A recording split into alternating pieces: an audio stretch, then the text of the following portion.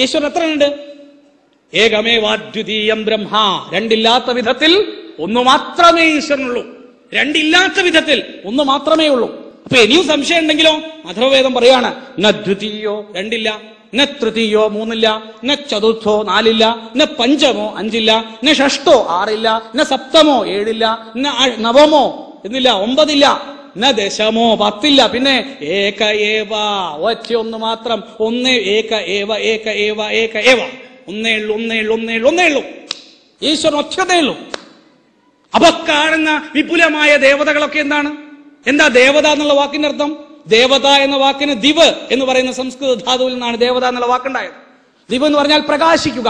പ്രകാശിക്കുന്നതും പ്രകാശിപ്പിക്കുന്നതും ദേവതയാണ്. അങ്ങനെ മിന്നാമിന്നിങ് ദേവതയാണോന്ന് ചോദിക്കരുത്. അങ്ങനെ ചോദിച്ചാലോ ബുക്ക് പ്രകാശിപ്പിക്കാതെ കേട്ടിട്ടുണ്ടോ? സുകുമാർ അഴീക്കോട് ഇന്നയാൾക്ക് കൊടുത്ത് പുസ്തകം പ്രകാശിപ്പിച്ചു എന്നുള്ളതിന്റെ അർത്ഥം എന്താ? മൂപ്പരാടെ കൊണ്ടുപോയി ടോർച്ചടിച്ചു എന്നാ ആണോ? അത് ആലങ്കാരിക ഭാഷ. അതൊക്കെ മനസ്സിലാക്കണമെങ്കിൽ അലങ്കാരമൊക്കെ പഠിക്കണം. ഈ അലങ്കാരം, ലക്ഷണ, അഭിധ, വ്യഞ്ജന എന്നൊക്കെ പറഞ്ഞ സാധനങ്ങളുണ്ട്. അതൊക്കെ പഠിച്ച രസകരമായ സാധനം. അത് പഠിച്ചാലേ ഭയങ്കര രസമാണ്. നമ്മൾ പറയല്ലോ മീൻ വരുന്നു, മീൻ വരുന്നു. മീൻ എന്താ? ഒരു കുപ്പായൊക്കെ ഇട്ട് ഷർട്ടൊക്കെ ഇട്ട് ഒരു കണ്ണടയൊക്കെ വെച്ചിട്ട് ഇങ്ങനെ വരിക അല്ല. ആരാ വരുന്നത്? മീൻകാരൻ വരുന്നു എന്നാണ്. അത് നമ്മളെന്താ പറഞ്ഞത്? മീൻ വരുന്നു. അതാണ് അഭിധ, ലക്ഷണ. അതൊക്കെ വലിയ സംസ്കൃത കാര്യങ്ങൾ, അതൊന്നും നമ്മൾ പഠിക്കേണ്ട കാര്യമില്ല. പക്ഷേ അതൊക്കെ പഠിച്ചാൽ വേദം ശരിയായ രീതിയിൽ മനസ്സിലാക്കാം.